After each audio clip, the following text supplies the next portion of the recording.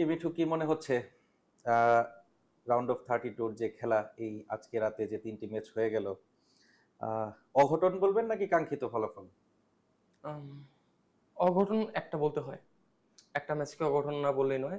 জার্মানির যে জার্মানি ম্যাচটা, প্যারাগুয়ের। হ্যাঁ, আচ্ছা। জার্মানি প্যারাগুয়ে ম্যাচটা আর ব্রাজিলের যে ম্যাচটা ছিল সেটা প্রেডিক্টেড ছিল এরকমই। আমরা আগে থেকে বলছিলাম যে ম্যাচটা কঠিন হতে যাচ্ছে হুম। ব্রাজিলের জন্য। হয়েছেও তাই। এবং এখানে আমি আনচেলত্তিকে এবং ব্রাজিল টিমকে 10-9 দিব। হ্যাঁ, মাস্ট। কারণ হচ্ছে আহ, যতটা খেলা দেখে মনে হয়েছে যে আনচেলত্তির মাস্টার স্ট্রোকই আসলে ম্যাচটার মোড় ঘুরিয়ে দিয়েছে। মোড় ঘুরিয়ে দিয়েছে। যদিও ম্যাচের পজিশনটা যদি একটু দেখি আমরা, স্টেটসটা যদি একটু দেখি, ব্রাজিলের কাছেই কিন্তু বল বেশিরভাগ সময় ছিল। মাঠে দাপট দেখানোর যে ব্যাপারটা, সেটা ব্রাজিল দেখিয়েছে, কিন্তু সেই যে বলা হচ্ছিল যে জাপান, তারা হচ্ছে একটা নিয়ন্ত্রিত ফুটবল খেলে, তার প্রমাণ কিন্তু তারা দিয়েছে।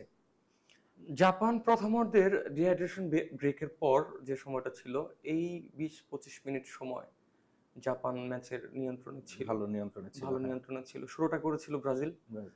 প্রথম 15 মিনিট একটানা আক্রমণ করছে। দ্বিতীয় অর্ধে গোলের পর তো স্বাভাবিকভাবেই প্ল্যান চেঞ্জ করতে হচ্ছে, হুম, হুম। এক গোলে পিছিয়ে। এখন সেখান থেকে আনচেলত্তির একটা দুইটা সাবস্টিটিউট খুব গুরুত্বপূর্ণ ভূমিকা গুরুত্বপূর্ণ। ভূমিকা রাখছে। এখানে আমরা যদি দেখি যে জাপানের খেলোয়াড়দের হাইট একটু শর্ট। আনচেলত্তি তার জন্য দুপাশ থেকে ক্রস করার চেষ্টা করছে, প্রচুর পরিমাণে মাঝমাঠ থেকে শুরু করে প্রচুর পরিমাণে ক্রস হয়েছে। এবং মার্টিনেলি এবং এনরিক।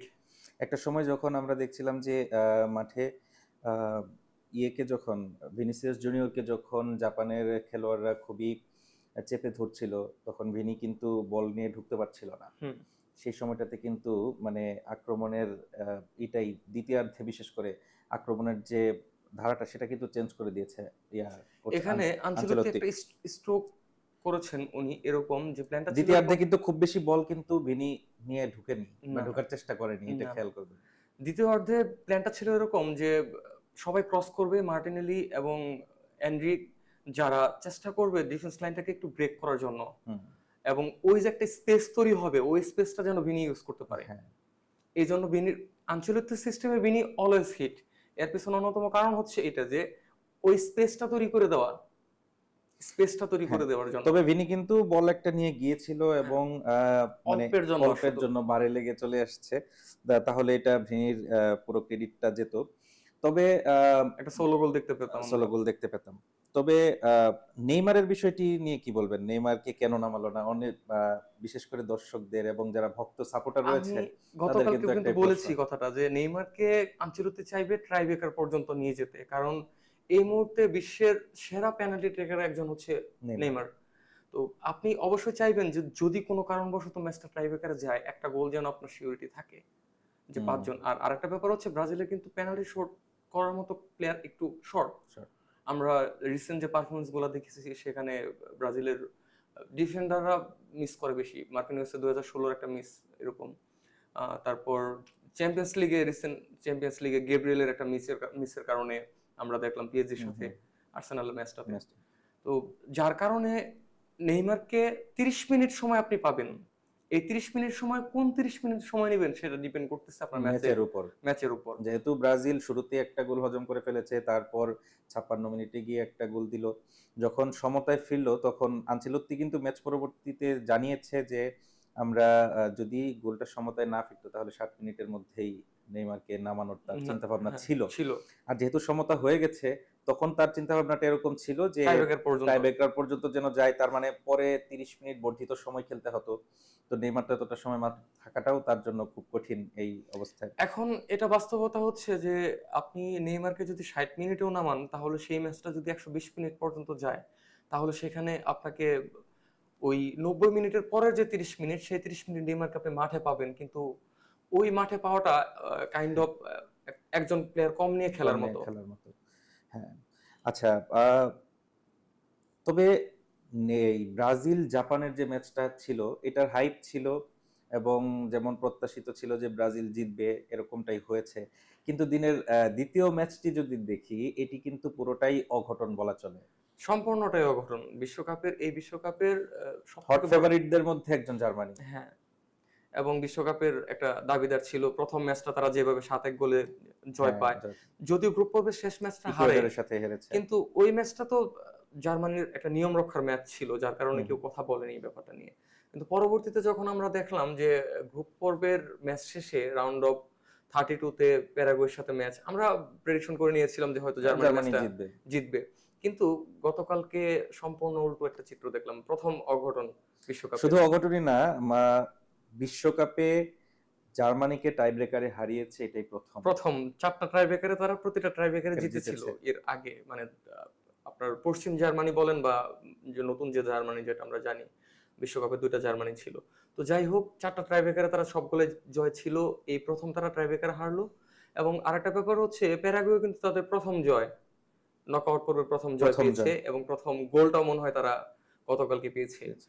তো দিনের সবথেকে আলোচনা ছিল আরেকটা ম্যাচ, লাস্ট যে ম্যাচটা, Morocco Morocco Netherlands. Netherlands match. এটা একটা 32 রাউন্ডের সবথেকে বিগ ম্যাচ ধরা হচ্ছিল, যে এই ম্যাচটা একদম দুইটা দল এক এক এক লেভেলের ব্যালেন্স, দুইটা দলই বিগ হ্যাঁ, সেমিফাইনাল বা কোয়ার্টার ফাইনাল খেলার মতো দুইটা দল। সেখানে কিন্তু আমরা প্রেডিক্টেড ছিল যে ম্যাচটা ড্র ম্যাচটা ড্র হতে হবে পারে, বা টাই ব্রেকারে যাবে, এটা টাইব্রেকারে। একটা ছিল, প্রেডিকশন ছিল। সেটাই হয়েছে। কিন্তু একটা বিষয় মানে আমাকেও অবাক করেছে, সেটা হচ্ছে যে এত টাই ব্রেকার মিস, এটা খুবই মানে আমাকে অবাক করেছে ব্যক্তিগতভাবে। আপনি যদি দেখেন যে নেদারল্যান্ডসের যারা তারা টাই ব্রেকার মিস করেছে, তারপর মরক্কোর তারাও টাই ব্রেকার মিস করেছে, যদিও ওই মরক্কোর গোলকিপার শেষে ইয়াসিন বনু একটা বল হাত দিয়ে ফিরিয়ে দেওয়ার জন্যই তারা ম্যাচটা জিতেছে। কিন্তু এই যে টাই স্টার্ট করেছিল মরক্কো গতকালকে পেনাল্টি মিস করে, হ্যাঁ, পেনাল্টি মিস করে, এবং পরবর্তীতে মনে হচ্ছিল এরকম যে গত বিশ্বকাপে স্পেনকে তারা ট্রাইব্রেকারে হারিয়েছিল, স্পেনকে ট্রাইব্রেকারে হারিয়েছিল, মনে হচ্ছিল যে সেটা হয়তো এইবার পুনরাবৃত্তিটা তারা করতে পারবে না। কিন্তু ঠিকই নেদারল্যান্ডসের মাঝখানে মিস, এবং শেষ বেলায় বনুর ওই না অনেকেই ফিরিয়ে তো দেওয়া। আবার ভক্তরা অনেকেই মজা করে বলছে যে টাই ব্রেকারে যাওয়ার আগে মরক্কোর কোচ সহ তারা পুরো টিম মোনাজাত করেছিল, এই জন্যই নাকি তারা জিতেছে। যাই হোক, এগুলা কিন্তু আসলে মাঠের খেলায় আমি যদি বলি মোনাজাত তারা তাদের স্রষ্টার কাছে মোনাজাত করবে, সবাই যার যার মতো করবে। কিন্তু একটা ব্যাপার যদি বলেন, মাঠের খেলায় কিন্তু মরক্কো কালকে জিতেছে। হ্যাঁ, মাঠের খেলায় মরক্কো এগিয়েছিল। আমরা নেদারল্যান্ডসের থেকে অনেক বেটার ফুটবল অনেক খেলছে বেটার তারা। ফুটবল খেলেছে। একদম এক কথায় বলতে বলা চলে গেলে নেদারল্যান্ডস, অনেকগুলা সেভ। আমি স্ট্যাটিস্টিক্স দেখছিলাম যে মরক্কো শট নিয়েছে 12টা, আর বিপরীতে নেদারল্যান্ডস নিয়েছে মাত্র 7টা। যেখানে অন টার্গেট শট নিয়েছে মরক্কো 6টা আর নেদারল্যান্ডস মাত্র 3টা। বল পজিশনের ক্ষেত্রে মানে এতটা ডিফারেন্স, যেটা ভাবা যায় না, যে মরক্কো 70% বল তাদের নিজেদের পায়ে রেখেছে, বিপরীতে মাত্র 30% বল নেদারল্যান্ডস নিজেদের পায়ে রাখতে পেরেছে। যেখানে দাবি করা হচ্ছিল যে নেদারল্যান্ডস একটা টোটাল এবার ফুটবল। সেমি ফাইনাল পর্যন্ত যাওয়ার মতো একটা দল নিয়ে তারা এসেছে। তো সেই জায়গা থেকে কি মনে হচ্ছে সার্বিক দিক দেখে, সবকিছু দেখে, এবারের রাউন্ড অফ 32 তো শুরু হয়ে গেছে এবং কয়েকটা ম্যাচ চলে গেল, big match, high voltage match. কি মনে হচ্ছে যে এবারের বিশ্বকাপটা সামনে আরো কি হতে যাচ্ছে? বিশ্বকাপ, এবারে বিশ্বকাপ তারকাদের পতনের বিশ্বকাপ। শুধু তারকা না, এখন দেখতে পাচ্ছি দলপতন হচ্ছে। দলপতন হচ্ছে। যে শেষ বেলায় আমরা জার্মানিকে হারালাম, ম্যানুয়েল নয়্যার তার শেষ বিশ্বকাপ হ্যাঁ, খেলছিল।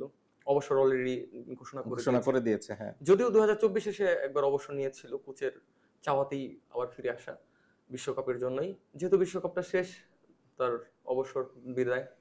আহ, সেই সাথে আরেকটা ব্যাপার হচ্ছে যে এই পর্যন্ত যে কটা দলের খেলা আমরা দেখলাম, এর মধ্যে থেকে আপনি ব্রাজিলের খেলাটা ডিফারেন্ট।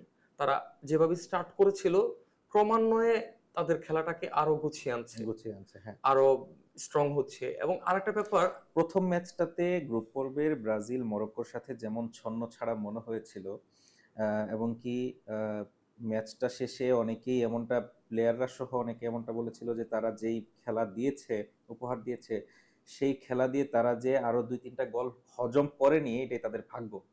সেই জায়গা থেকে কিন্তু ব্রাজিল ক্রমান্বয়ে আহ, এখানে অবশ্য একটা বিষয় আসতে পারে, পরের 2 ম্যাচ মোটামুটি কিছুটা নরম প্রতিপক্ষ ছিল। স্কটল্যান্ডের সাথে লাস্ট ম্যাচটা হ্যাঁ, কঠিন ছিল। কঠিন ছিল, তারপরেও তুলনামূলক কিছুটা নরম প্রতিপক্ষ পাওয়াতে একটা বিগ স্কোর নিয়ে তারা জিতেছে। এটা একটা মনোবল তাদের কাজ করতে পারে। আনচেলত্তির সিস্টেমটাকে যদি আমরা খেয়াল করি, আপনি রিয়াল মাদ্রিদে থাকা অবস্থায় যখন খেয়াল করবেন তখন দেখবেন যে সে সুপার সাব গুলা দিয়ে তার ম্যাচ গুলা বের করে নেয়। আরেকটা বিষয় যেটা ব্রাজিল কিন্তু নকআউট পর্বে প্রথম গোল খেয়ে যে তার এর আগে জিতেনি, প্রথম গোল আচ্ছা। খেয়ে কিন্তু তারা হ্যাঁ, হেরেছে বেশিরভাগই। তো সেই জায়গা থেকে কিন্তু এবার আবার তারা সেই কামব্যাকটা দিল। আবার মনে পড়ে যায় যে 2002 সালে জাপানের সাথে ব্রাজিলের ম্যাচটা তারা কিন্তু প্রথমে গোল খেয়েছিল, তারপরে আবার পরপর ব্রাজিল গোল দিয়ে তারপর ম্যাচটা বের করে নিয়ে এসেছিল। তো যাই হোক, ব্রাজিলের next match next probably match Norway, Norway. যদিও এখন বলতে বলা পারছি যায় না। না যে এইভাবে যাচ্ছে বিশ্বকাপ, নরওয়ে হবে নাকি আইভরি কোস্ট এটা আসলে বলা যাচ্ছে না। তবে দেখা যাক, যদি নরওয়ে হয় সেই ক্ষেত্রে ব্রাজিলের জন্য কেমন হবে বলে আপনি মনে করেন? আরেকটা বিগ চ্যালেঞ্জ। আপনি নরওয়ের একটা ব্যাপার আপনি খেয়াল করবেন যে গত 2022 বিশ্বকাপের পর থেকে নরওয়ের টোটাল, আমি যদি ভুল না করে থাকি, 75 বা 76টা গোলের মধ্যে হালান্ডের 40টা গোল। এই হালান্ড এতটাই এতটাই ভয়ঙ্কর হয়ে ওঠে যখন নরওয়ের জার্সি গায়ে দেয়। সে ম্যাচ প্রতি 1 গোলের বেশি তার। রিসেন্ট লাস্ট 28টা ম্যাচে মনে হয় 27-28টা ম্যাচে 35টা গোল। এরকম মানে প্রতি ম্যাচে মাস্ট বি গোল করতেছে, এরকম একটা অবস্থা। আর নরওয়ে শুধু হালান্ড নির্ভর নয়, এর বাইরেও বেশ কিছু প্লেয়ার আছে যারা ইউরোপের বিভিন্ন বিভিন্ন লিগে খেলতেছে এবং এই দলটা ভালো। স্পিড, পেস, কিন্তু একটা জায়গায় আমি ব্রাজিলকে এগিয়ে রাখবো, আনচেলত্তি। বিশ্বকাপের শুরুর আগে, আনচেলত্তির দায়িত্ব নেওয়ার আগে যদি কাউকে বলা হতো যে ব্রাজিল এই বিশ্বকাপে সেমিফাইনাল খেলতে পারে বা মোটামুটি ভালো করবে, আমার মনে হয় তার তার পক্ষে বাজি ধরার লোক খুব কম ছিল। কম ছিল। এতটাই এলোমেলো ছিল যে বিশ্বকাপে নকআউট বাছাই পর্ব উতরাতে পারবে কিনা সেটা নিয়ে একটা সেটা নিয়েও একটা টেনশনে ছিল। টেনশনে ছিল। কাজ করে। সেখান থেকে তারা কামব্যাক করেছে এবং আনচেলত্তি, আপনি বিশ্বাস করতে পারেন এই মানুষটাকে। আহ, নরওয়ের কথা যদি একটু বলি, আজকে নরওয়ের সাথে আইভরি কোস্টের যে ম্যাচটা, আমরা কিন্তু এই যে জার্মানির সাথে প্যারাগুয়ের যে ম্যাচটা দেখলাম এবং জাপান ব্রাজিলের যে ম্যাচটা দেখলাম, আহ, বিশেষ করে প্যারাগুয়ে বলেন আর জাপান বলেন, দুইটা দলই কিন্তু ফুললি ডিফেন্সিভ মোডে খেলার চেষ্টা করেছে এবং এটাই কাউন্টার অ্যাটাকে যাওয়ার চেষ্টা করেছে। এটাই করবে। এরকম যদি কিছু হয় তাহলে আইভরি কোস্ট যদি আহ, শেষ সময় অবধি যায় বা যেতে পারে কোনো কারণে টাইব্রেকার পর্যন্ত, তাহলে একটা চান্স থাকলেও থাকতে পারে। ট্রাইব্রেকারটা হচ্ছে 50-50। 50-50, এটা পুরো অলওয়েজ স্নায়ুযুদ্ধ। এটা একটা স্নায়ুযুদ্ধ। এবং আরেকটা ব্যাপার হচ্ছে ট্রাইব্রেকারে গিয়ে আপনি কখনোই শিওর বলতে পারবেন না যে এই দলটা জিততে পারে, কারণ দুই দলের কাছে সমান সুযোগ, 5টা শট, এবং ওইখানে একটা শট মিস হতেই পারে। আপনি ভালো প্লেয়ার, আপনি একটা মিস করতেই পারবেন না। আপনি আপনি মেসি, রোনালদো, নেইমার সবাই মিস করে। সো ওইখানে ওই পর্যন্ত নিয়ে যাওয়াটাই হচ্ছে ছোট দলগুলোর একটা টার্গেট, বেসিক টার্গেট থাকে। যে এখানে যদিও বিশ্বকাপ যারা খেলছে কাউকে ছোট বলছি না, সবাই মানে অপেক্ষাকৃত কাগজে কলমে ছোট দল যেটা। তো সেই দিক থেকে ডিফেন্সিভ খেলাটাই হচ্ছে এদের মেন টার্গেট। 120 মিনিট শেষ করতে পারলে ট্রাইব্রেকার ইতিহাস হতেও পারে, যেমন প্যারাগুয়ে গতকালকে করে দেখালো। সেই সাথে আজকে রাতে কিন্তু আরো দুইটা ম্যাচ আছে, ফ্রান্স সুইডেন এবং মেক্সিকো ইকুয়েডর সকাল 7টায় আগামীকাল।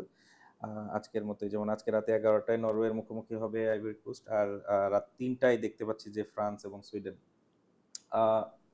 ফ্রান্স এবং সুইডেনের ক্ষেত্রে অবশ্যই অবধারিতভাবে ফ্রান্সকে এগিয়ে রাখা যায়। এটাতে এখন যদি খুব বড় কোনো অঘটন না ঘটে, আমার কাছে কেন যেন মনে হয় যে এই বিশ্বকাপে দুইটা দল এখন পর্যন্ত সবাই ছোট দলের সাথে খেলছে, অপেক্ষাকৃত র্যাঙ্কিং এর নিচের দলের সাথে খেলছে, কিন্তু আপনি ফ্রান্সের খেলা দেখবেন, তাদেরকে কখনোই মনে হয় নাই যে ম্যাচের কোনো একটা মোমেন্টের জন্য 5 মিনিট 10 মিনিট সময়ের জন্য হলেও যে তারা ম্যাচের নিয়ন্ত্রণের বাইরে, এরকম কোনো ম্যাচে মনে হয় নাই। আর্জেন্টিনা অলমোস্ট সিমিলার, কিন্তু ফ্রান্সের সমতুল্য নয়। না, এটা ঠিক। ফ্রান্স জিতবে এটাই প্রেডিক্টেড। এবং কিন্তু ম্যাচটা যখন নকআউট পর্বে তখন কিন্তু ভাবতে হবে আপনাকে। হ্যাঁ, ভাবতে হবে। তবে আমার ধারণা ফ্রান্স জিতবে এবং ডমিনেন্ট পারফরম্যান্স দেখাবে আজকেও। এবং আজকে রাতের যে শেষ ম্যাচ, অর্থাৎ ভোর 7টায় যে ম্যাচটি মেক্সিকো এবং ইকুয়েডর, এই ইকুয়েডরই কিন্তু জার্মানিকে গ্রুপ পর্বে হারিয়েছিল। এটা নিয়ে কি বলবেন? আরেকটা ব্যাপার, এবার দেখেন ইউরোপিয়ান যে দলগুলো রয়েছে সেই দলগুলোর তুলনায় লাতিন আমেরিকার দলগুলো কিন্তু ভালো করতেছে। আফ্রিকার দলগুলো কিন্তু ভালো ভালো করতেছে। করতেছে। এটা কিন্তু একটা ডিফারেন্ট সাইন যে আমরা একটা সময় ছিল যে 2002 এর পর 2006 Europe, 2010 Europe, Europe, 2014 Europe, 2018 Europe, 2022 এসে ল্যাটিন আমেরিকাতে লাতিন আমেরিকাতে ফিরে আসছে। আসছে। তো এখন কিন্তু খেলাটাও কিন্তু তারা ভালো খেলতেছে। যদিও দুইটাই কাছাকাছি দেশ, মেক্সিকো এবং ইকুয়েডর ইকুয়েডর, দুইটাই সমপর্যায়ের দেশ। মেক্সিকো একটা অ্যাডভান্টেজ হোম পাবে, অ্যাডভান্টেজ পাবে, হোম অ্যাডভান্টেজ। আর তাছাড়া যদি বলেন এই ম্যাচটাও বেশ ভালো হতে ভালো যাচ্ছে। হচ্ছে। তো দর্শক, আমরা আলোচনা করলাম আজকের যে ম্যাচগুলো হয়ে গেল, ব্রাজিল জাপান, তারপর মরক্কো নেদারল্যান্ডস এবং জার্মানি, জার্মানির সাথে প্যারাগুয়ে। তো এই ম্যাচগুলোতে কিন্তু বেশ ভালো একটা ফুটবল সবাই উপহার দিয়েছে এবং দর্শকরা বেশ ভালো উদযাপন করেছে। তবে অঘটন কিন্তু ঘটে যাচ্ছে। রাউন্ড অফ 32 যেটাকে বলা হয় নকআউট। তো নকআউটে আসলে কোনো দলই ছোট না। সব দলই সমান এবং সব দলেরই জেতার সামর্থ্য আছে। এই মন মানসিকতা নিয়ে সবাই খেলছে এবং আজকের যে ম্যাচগুলো আছে, বিশেষ করে নরওয়ে এবং আইভরি কোস্টের প্রথম ম্যাচটি, এই ম্যাচটি কিন্তু বলে দিবে যে ব্রাজিলের পরের ধাপটা কতটা কঠিন বা সহজ হতে যাচ্ছে। দর্শক, আপনারা আমাদের আলোচনা শুনতে থাকুন, ঢাকা টুডের সাথে প্রেডিকশন থাকুন। জানতে চাইবো শেষ বেলায়। হ্যাঁ, প্রেডিকশন আপনি নেক্সট 3টা ম্যাচের কাল সকাল পর্যন্ত। কাল সকাল পর্যন্ত যদি প্রেডিকশন, গোলের প্রেডিকশন নাকি জয়ের প্রেডিকশন বলবো? গোলের প্রেডিকশন। আহ, নরওয়ে আইভরি কোস্টের ক্ষেত্রে আমি বলবো 4-1।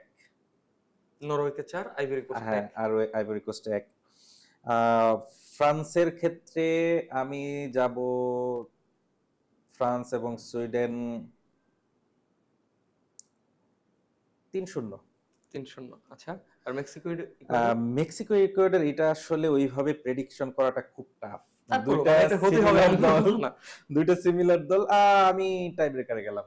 আচ্ছা, আমার প্রেডিকশন থাকবে নরওয়ে আইভরি কোস্ট 2-1 এবং ফ্রান্স সুইডেন 3-1।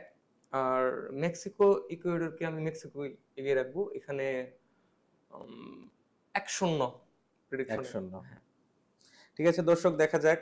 আপনারাও জানাতে পারেন, কমেন্টে জানান আজকের ম্যাচগুলোর প্রেডিকশন, কে জিততে পারে এবং কয় গোলে জিততে পারে। আর দেখা হচ্ছে আবার হ্যাঁ, আগামীকালকে। ভালো থাকবেন।